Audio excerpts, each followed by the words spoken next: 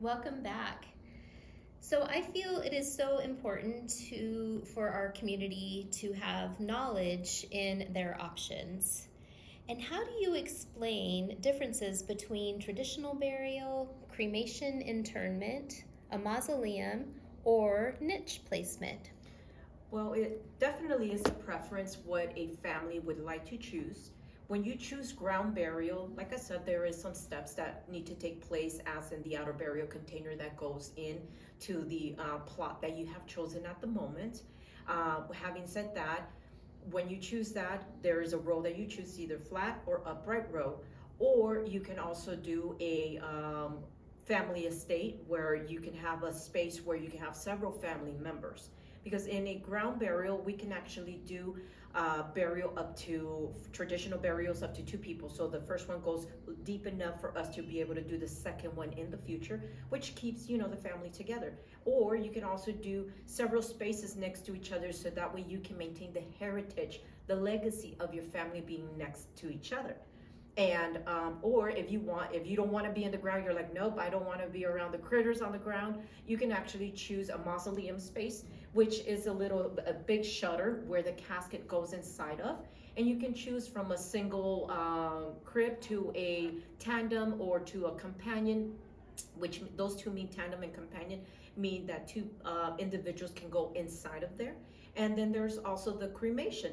The cremation, we have so many options, because you could either bury the urn in the ground in a vault as well, that is a niche vault, or an urn vault, I'm sorry. And or you can also put it in a mausoleum niche space, or you can also buy what we call niche columbariums. We have several options. We even have benches where you can put the urns inside of. The bench is cored inside and it is protected in there. So that way you can have it in the cemetery. You can come sit on it and visit in the meantime. Some families actually chose spaces where they can have several loved ones, and on the bench they can still put some cremations in there as well. So there are so many ways for you to memorialize your loved one and come and visit at the cemetery, and have a peace of mind that, especially when it comes to cremation, that your loved one is not sitting in a closet, it's not sitting in a storage room or in the garage, because it happens. But we were all somebody in this lifetime, and we need to be remembered as so.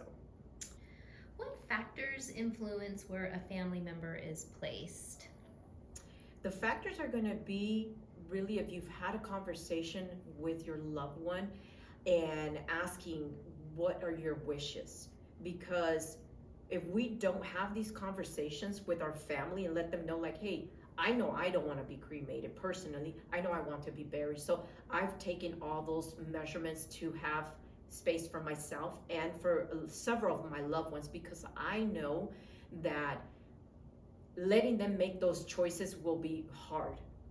But let's say you didn't have that conversation. I'm sure that you'll have some tradition, as in, my family has always been buried. That's how you kind of start getting the idea. And also financing.